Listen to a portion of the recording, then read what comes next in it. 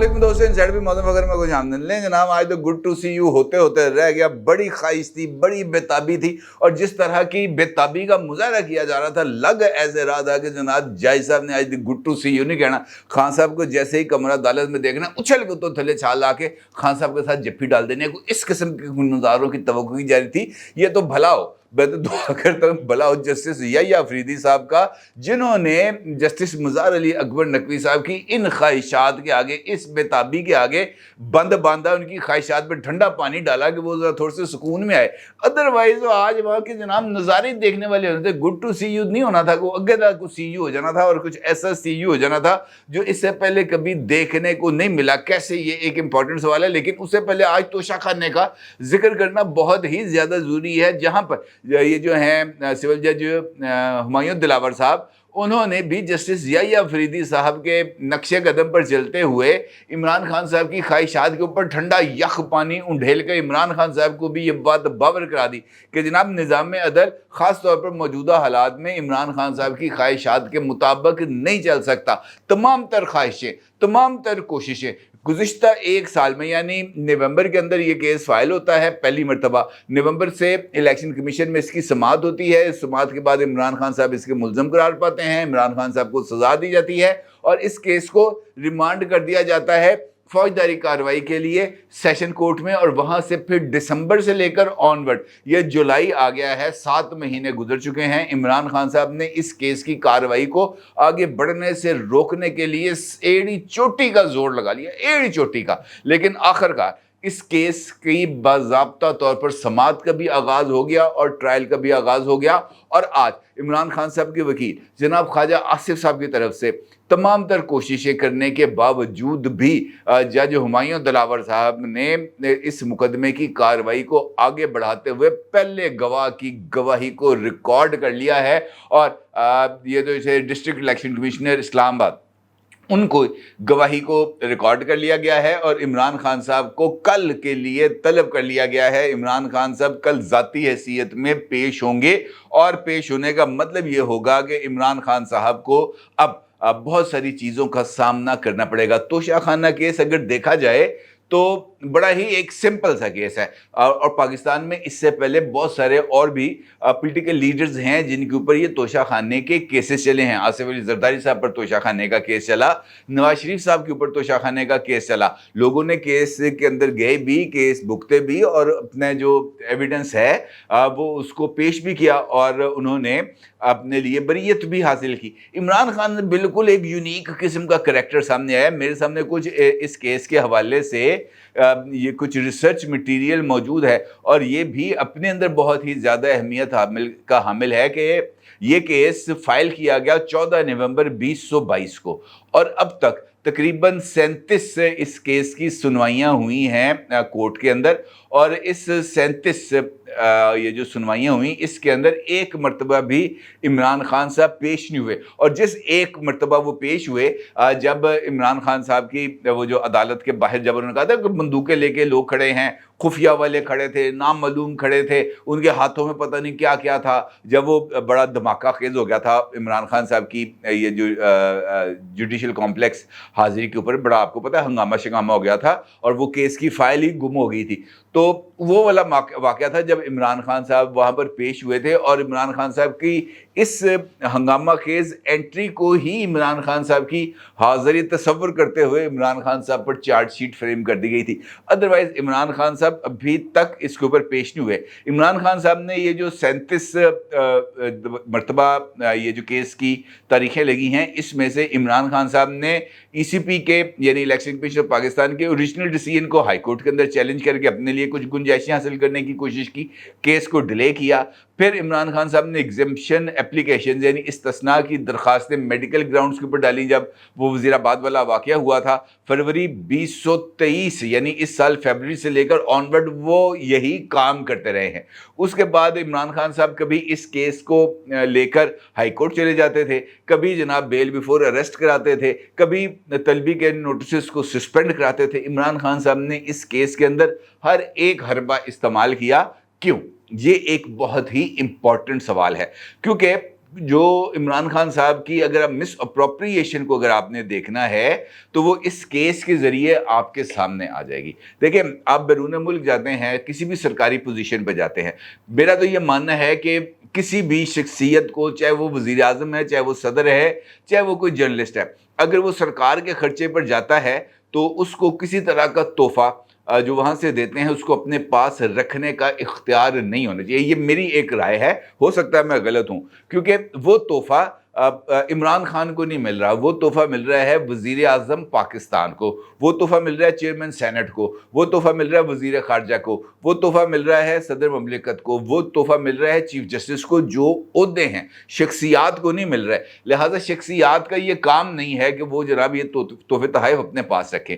इमरान खान साहब ने क्या किया कि इमरान खान साहब का ये केस इस हवाले से ख़तरनाक है, क्योंकि इमरान खान साहब ने जो अभी रिसेंटली प्रोसीडिंग्स हुई थी, वहाँ पर उनसे जब ये सवाल किया गया था नैब के अंदर कि जनाब ये आपके ऊपर इल्ज़ाम है कि आपने इसको इसके जो मालियत है, असेसमेंट जो है, वो आपने ओरिजिनल वैल्यू से कम लगाई। ख़ास तौर पर एक तोहफ़ा जो सऊदी प्रिंस की तरफ से, क्राउन प्रिंस की तरफ से दिया गया था, बताया जा रहा है कि उस ज्वेलरी की कीमत तकरीबन 2 अरब 40 करोड़ रुपए थी, और इमरान खान साहब ने तकरीबन उसकी जो वैल्यू लगवाई वो कोई 80-90 लाख या करोड़, सवा करोड़ रुपया लगवाई, और फिर ये सारे का कम असेसमेंट करके ये अहम तरीन, कीमती तरीन तोहफ़ा 2 अरब रुपए का ये अपने पास रख लिया। ये इल्ज़ाम है। तो उस पर आपको पता है इमरान खान साहब ने क्या जवाब दिया? इमरान खान साहब ने कहा कि जनाब ये इस सवाल का जवाब मेरा प्रिंसिपल सेक्रेटरी, मेरा मिलिट्री सेक्रेटरी दे सकता है। ब्रिगेडियर साहब जो थे इमरान खान साहब के साथ,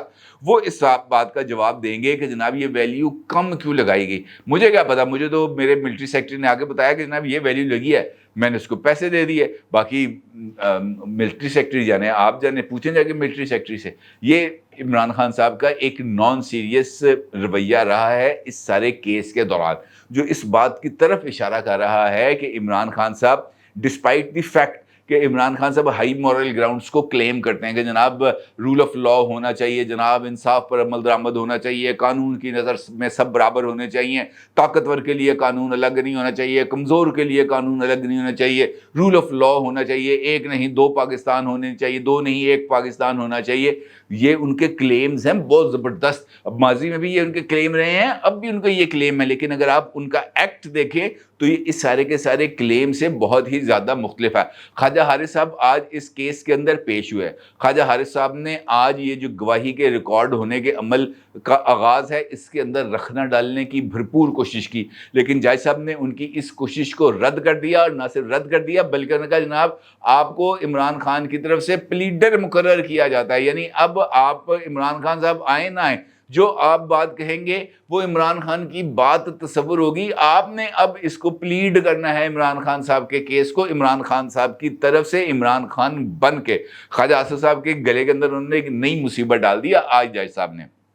अलबत्ता कल इमरान खान साहब ने पेश भी होना है। इमरान खान साहब के सामने मज़ीद दो गवाहों ने अपनी जो गवाही है वो रिकॉर्ड भी कराना है, और मुझे ऐसे लग रहा है कि कल इमरान खान साहब के सामने इमरान खान साहब के कौंसल से ये कहा जाएगा कि जनाब गवाह आ गए ने, इन्होंने गवाही रिकॉर्ड कराती, चलो इन्होंने करो जरा, और उन्होंने मांगना है वक्त, और उनकी कोशिश होगी कि इस्लामाबाद हाई कोर्ट के अंदर जो उन्होंने इस केस को रुकवाने के लिए जो दरख्वास्त डाली हुई है, कम से कम वो 7 दिन उनको मिल जाएं, ताकि वहाँ से वो किसी तरह का कुछ स्टे आर्डर लेके आ जाएं, ताकि इस केस को लटकाया जा सके। और दूसरी तरफ मुझे लग रहा है जिस तरह आज हुमायूं दिलावर साहब ने ख्वाजा हारिस साहब को प्लीडर मुकर्रर किया है, वो इस काम को 7 दिन से पहले पहले मुका के खान साहब को जो है ना टाटा गुड बाय कहने जा रहे हैं। और इसका मतलब ये है कि लाहौर हो, यानी camp jail, Kot Lakhpat jail या अडयाला जेल, इसमें मैं ये रिक्वेस्ट करता हूँ हमारी जो केयर टेकर गवर्नमेंट है पंजाब की, कि जनाब आप ना 2 कमरे, 3 कमरे, 3 बैरिक्स, एक लाहौर में, एक कैंप जेल में, एक कोट लखपत में, एक अडयाला में तैयार रखें, स्टैंड बाई रखें, सफाई कर लें वहाँ पर। अब मेहमान जो है, हफ्ते का मेहमान है, वो वहाँ पर आने वाला है, और वहाँ पर वो इस फैसले के बाद कम अज़ कम 3 से 7 साल के लिए आने जा रहा है। लिहाजा आप जो है ना ये इस्तकबाल की तैयारियां मुकम्मल कर लें। इसके अलावा अब उनके पास कुछ ऑप्शन रह नहीं गए। अलबत्ता मुझे ऐसा ये वाली फीलिंग भी मौजूद है कि साइफर का मामला सामने आने के बाद जिस तरह की बेताबियां नजर आ रही थी, वो बिल्कुल वैसी ही थी जैसे माजी के अंदर हमने देखा कि एक सुओ मोटो नोटिस लगा हुआ था एक दूसरे मामले के ऊपर। ये जो सीसीपीओ लाहौर थे ना, गुलाम महमूद डोगर साहब, उनके हवाले से, उनको ओहदे से हटाने के हवाले से। लेकिन उस सुओ मोटो नोटिस के अंदर ही एक नया सुओ मोटो नोटिस लेकर पंजाब के अंदर इंतखाबात ना करवाने के इशू को हाईलाइट किया गया और फिर जो चीफ साहब हैं उनको एक दरख्वास्त लिखी गई, एक सुओ मोटो नोटिस लेने के लिए, बेंच की तश्कील के लिए रिक्वेस्ट भेजी गई और फिर वो बेंच बना भी। उसके ऊपर एक अलग से कंट्रोवर्सी भी डेवलप हुई, लेकिन इंतखाबात की 14 मई की तारीख आ गई। ये जो आज बेताबियां नजर आ रही थी ना मुज़ार अली अकबर नकवी साहब की, मुझे ऐसे अचानक ये ख्याल आया कि ये भी कोई वैसा ही मामला लग रहा था कि जनाब खान साहब को बुलाएंगे, खान साहब को यहाँ पे मामला था वो जो कोयटा के अंदर वकील साहब का मर्डर नहीं हुआ था, उसके अंदर इमरान खान साहब को मुल्ज़म डिक्लेयर किया हुआ था, तो मामला ये वाला चलना था। लेकिन वहाँ पर साइफर या तोशा खाना किसी किस्म की कोई चीज़ आ जानी थी। उसके ऊपर डिलिब्रेशंस करके ये जो जज साहिबान थे, 2-3 रुकनी बेंच था, इसमें से 2 ने कहना था जनाब इसके ऊपर भी सुओ मोटो नोटिस लिया जाए, भेज देना था उन्होंने चीफ साहब को और वहाँ पर भी को बेंच शेंच बन जाना था। शायद इसीलिए इतनी बेताबियां नजर आ रही थी। लेकिन भला हो जस्टिस याहिया अफरीदी साहब का, जिन्होंने इस सारे मामले को रोक दिया। होता क्या है? होता यह है कि सुप्रीम कोर्ट में वकील कत्ल केस में नामजदगी के खिलाफ चेयरमैन पीटीआई की दरखास्त पर होती है समाअत, और दौरान समाअत जो जस्टिस मुज़ार अली अकबर नकवी साहब हैं वो चेयरमैन पीटीआई को तलब करते हैं और वकील साहब को कहते हैं कि जनाब आप इमरान खान को बुलाएं, क्या वो एक आधे घंटे में आ सकते हैं? उनका जनाब 1 घंटे में आ जाएंगे। अच्छा चले 1 घंटे में बुलाएं।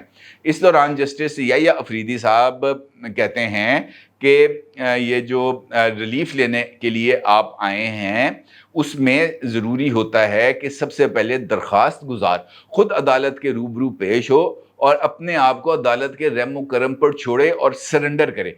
उसके बाद ही ये कार्रवाई आगे चलती है। जिसके ऊपर वो जो है मुज़ार अली अकबर नकवी साहब, वो फिर इसके अंदर एंट्री मारते हैं इस सीन के अंदर और लतीफ़ खोसा साहब से पूछते हैं, जो इमरान खान साहब के वकील हैं, क्या चेयरमैन पीटीआई अदालत में पेश हो सकते हैं? खोसा साहब आगे से उनको कहते हैं कि जनाब 1 घंटे के नोटिस पे पेश हो जाएंगे। इसी दौरान जो अमानुल्लाह कमजानी हैं, जो वो नहीं थे अब्दुल रज़ाक शर साहब जिनका कत्ल हो गया था, उनके जो वकील हैं वो अदालत को बताते हैं कि जनाब ये मामला ये नहीं है कि इमरान खान यहाँ पे पेश होंगे, मामला ये है कि चेयरमैन पीटीआई के जेआईटी में पेश होने का, क्योंकि इसके लिए जो जेआईटी बनी है खान साहब उधर पेश नहीं हो रहे। वकील के कत्ल का मामला है, इमरान खान साहब वहाँ पर पेश नहीं हो रहे और वो ये कहते हैं कि जनाब हम जेआईटी को तस्लीम नहीं करते।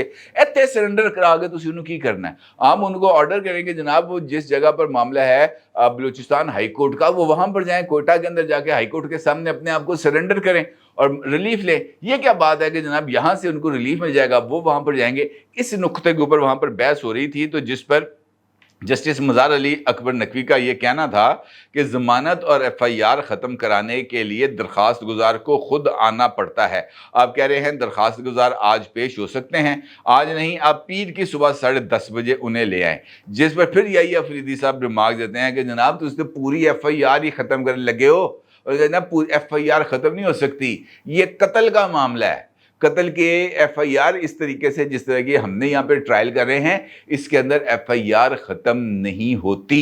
अब आप अंदाज़ा लगाएं कि किस तरीके से बेताबियों की वजह क्या थी और वो बेताबियाँ जो नज़र आ रही थी उसके पसे पर्दा कहानी क्या थी। ये सारी सिचुएशन चल रही थी कि यार अपने महबूब लीडर को जो है ना वो बचाना है। अब उसमें यकीनी तौर पर वजूहात ट्रकों वाली सरकार जब माल गड्डी वाली सरकार को बुलाएंगे या उनके साथ बगलगीर होने की कोशिश करेंगे, तो फिर यही वो नताइज हैं जो हासिल होंगे। इंसाफ वो कहते हैं ना कि इंसाफ सिर्फ कहने से नहीं आता, ये इंसाफ होता नज़र भी आना चाहिए। ये जो नज़र आ रहा है ये इंसाफ नहीं है, that is mockery of the justice. ये इंसाफ का मजाक है, और किसी जगह पर अगर इंसाफ होता हुआ नज़र भी आ रहा हो तो फिर उसकी तारीफ़ करने की बजाय اس کے اوپر ہم یہ اعتراض کرنا شروع کر دیتے ہیں کہ ہمایوں دلاور کون ہوتا ہے کہ عمران خان کا کیس سنیں، جبکہ یہ عمران خان صاحب سے کوئی سوال نہیں پوچھتا کہ بھائی آپ کیوں پیش نہیں ہو رہے توشہ خانہ کیس میں۔ یہی ہے اصل المیہ،